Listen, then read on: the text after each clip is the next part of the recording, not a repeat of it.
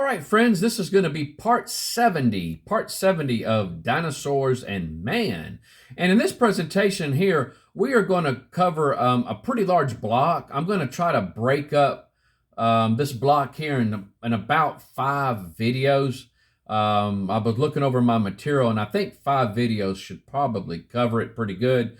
But we're going to talk about plesiosaurs, and I'm going to be talking about two incidents of possible plesiosaur animals. And so that's what we're going to talk about. I'm going to give you the evidence, and then I'm going to talk about some of the controversy concerning this. And you guys can kind of make up your own mind whether you believe it or not. Was it a plesiosaur, or was it not a plesiosaur? And so some of the evidence on both sides is pretty compelling. And so, but I don't know. As you know, when you talk about plesiosaur sightings, if you'll notice on the map, these are all many of the incidents that I've been able to locate, and I've just put them on a map here, all those white dots. It's really kind of wild that most of these little white dots are in the cooler regions of our globe.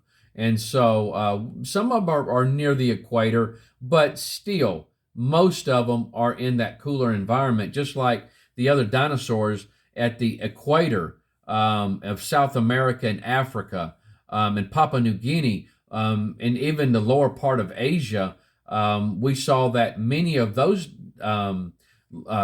incidents or evidences were near the equator, near the warmer parts of the globe, which is quite interesting. And so, but you know, plesiosaur sightings. When you talk about plesiosaurs, the word plesiosaur means near lizard, and that is what a plesiosaur looks like: small head, long neck, big body, 4 flippers, and a tail. Anybody that has any knowledge of cryptozoology knows about or has heard about Nessie and the Loch Ness monster.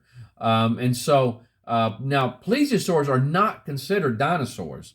But because they lack certain leg and hip structures. As reptiles, though, they need to breathe air. Elasmosaurus, a variety of plesiosaur, 46 feet long, was the longest and heaviest at 2 tons.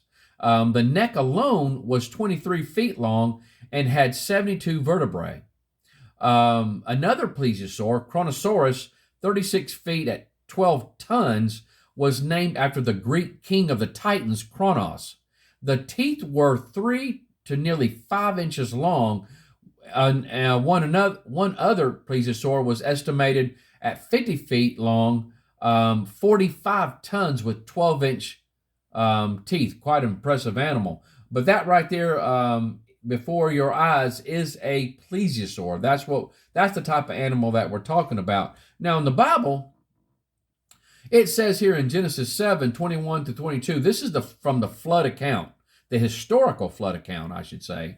And it says, "And all flesh died that moved upon the earth, both of fowl and of cattle and of beast and of every creeping thing that creepeth upon the earth, and every man.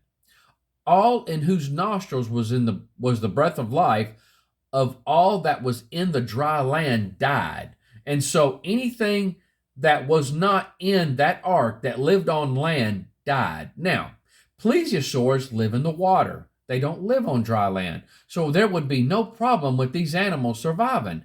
Now, yes, there was a good bit of aquatic life that did perish during the flood, and we have the fossil evidence of that, but not all the aquatic life died that was in the water, in the seas and stuff. And so they did survive. And so it's not unheard of for a plesiosaur to survive that. And again, it does depend on your worldview. If you have the creation worldview, the biblical worldview, and you believe that 6,000 years ago the earth was created, and then 4,400 years ago there was a flood, that's when God destroyed this planet by water and all the creatures on dry land died, then the plesiosaurs, being aquatic, would be able to survive that and go into this world which we live now. And so, along with all the other animals, we find just about anything that you can find in the sea they have found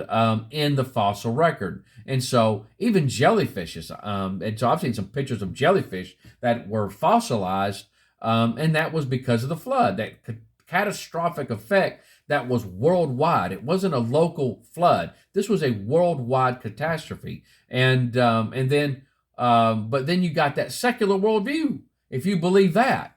And even some of my Bible, well, let's just say some of my born again believers that do believe in what's called theistic evolution, that God brought us here, even you guys are going to have a hard time believing in this, because one, you're going to really have a hard time with the biblical account, from creation all the way up until the flood account, because God created the water, what we would call prehistoric animals, the water prehistoric animals, on day 5, and then what the animals that we call dinosaurs that are on the dry land, he created those on day 6.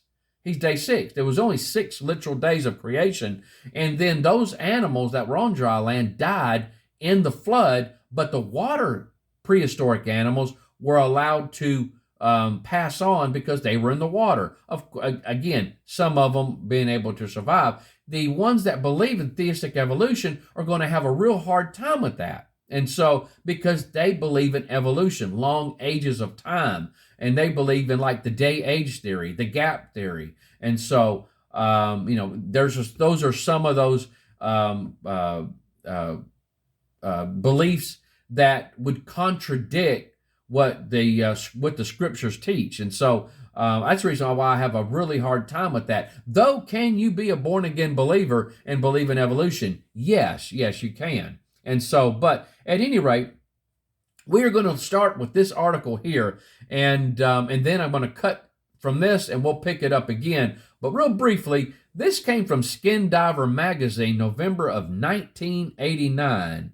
And it says, during the 1930s and 40s, such creatures were spotted many times by fishermen of Monterey's sardine fleet. At that time, it was the sardine capital of the world, with one account stating that it was witnessed by one boat's entire crew of 12 men. One such report described the creature as surfacing near the fishing boat and staring at the crew with large, baleful eyes from a rounded head that topped a long, slender neck that stuck out of the water a distance of 8 or more feet. And this right here is that book, and I have that book right here. And so, absolutely, this is a neat book, guys, because it goes into shipwrecks, and that's what it's called, Shipwrecks and Sea Monsters of California's Central Coast. And this is what you're going to, if you see the book right here by Randall Reinstedt, it's Reinstedt.